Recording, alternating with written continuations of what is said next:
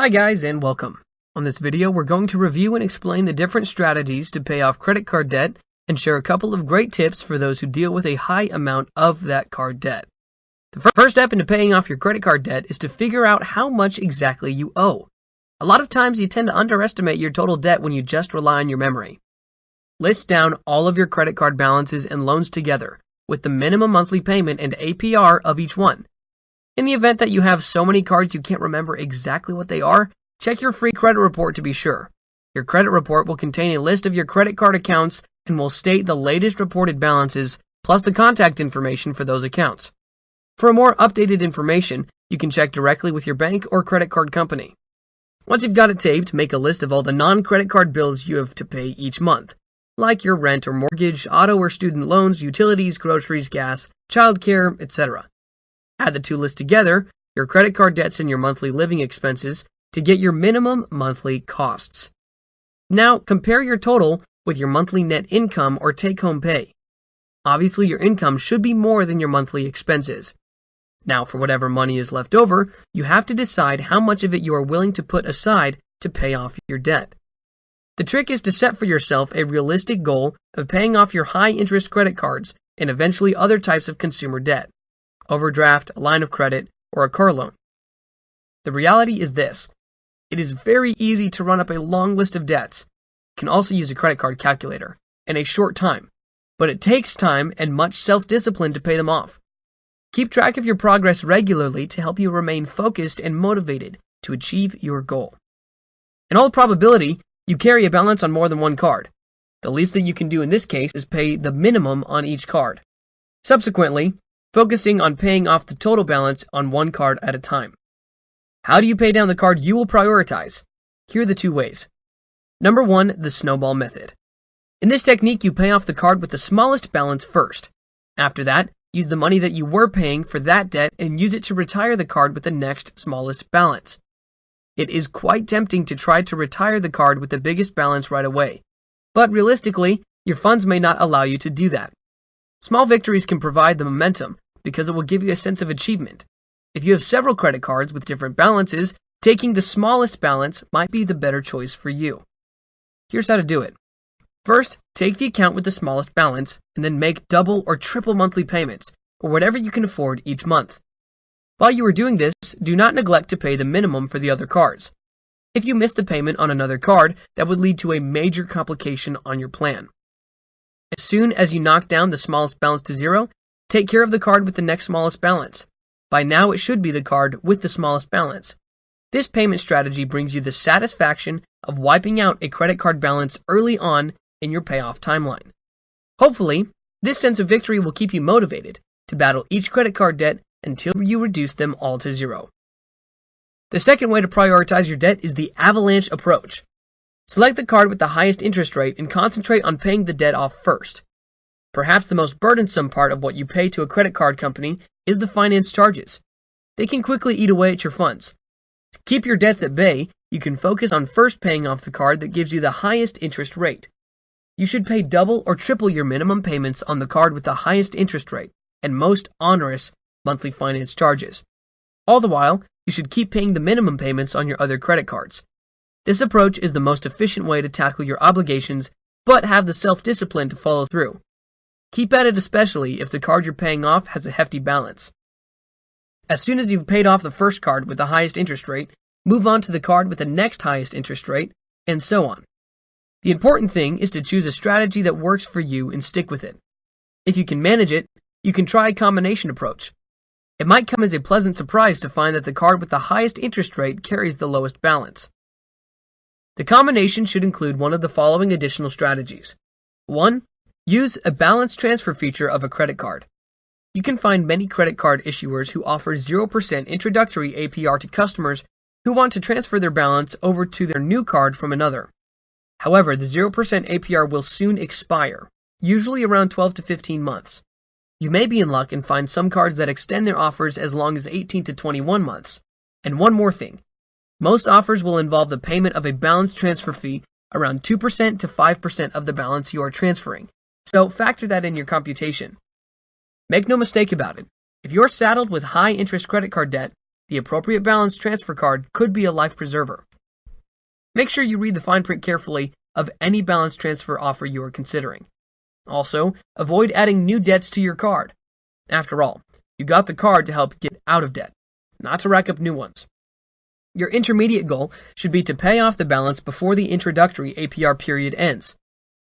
Now, when evaluating transfer credit cards, note the following. How long is the 0% APR offer? Does the 0% APR apply to new purchases as well, or just for the balance transfer? What would be the effective APR of the card when the introductory offer rate ends? And what are the fees that come with a balance transfer facility? You can go to any credit card website and use their credit card finder to help you find the right credit card for you. The finder will allow you to sort offers according to various features like low APR or no annual membership fee. Or you may want to sort the cards according to credit scores to see which one your credit score can qualify you for. Lastly, the best balance transfer credit cards do not charge retroactive interest, but there are specific ones that do.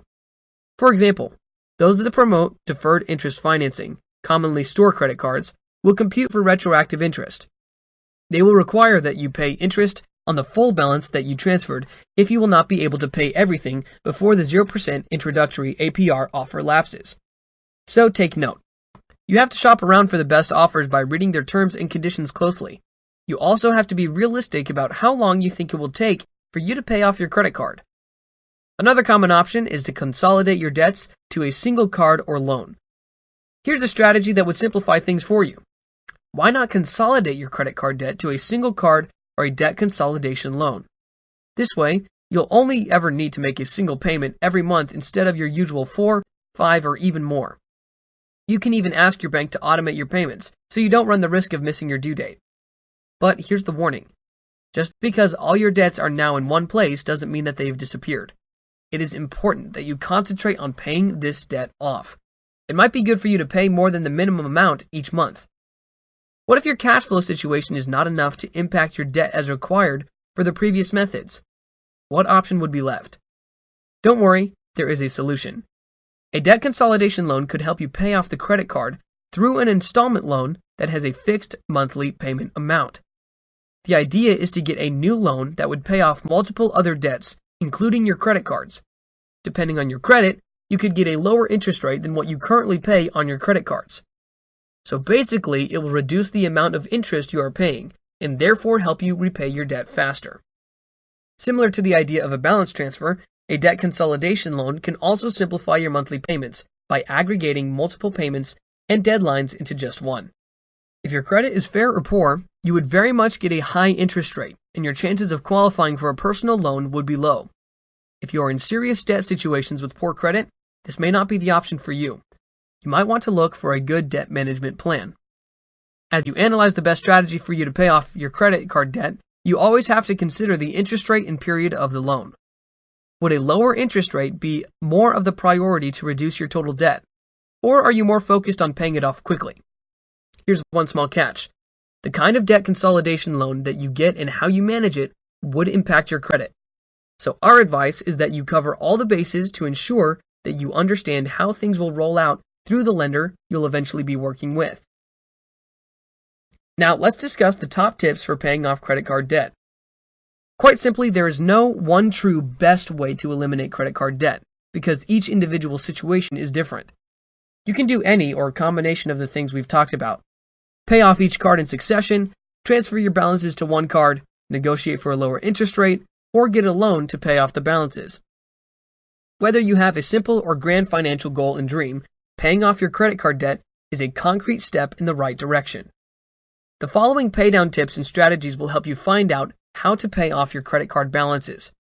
The first thing you can do is realign your budget. Begin by sorting through your monthly spending.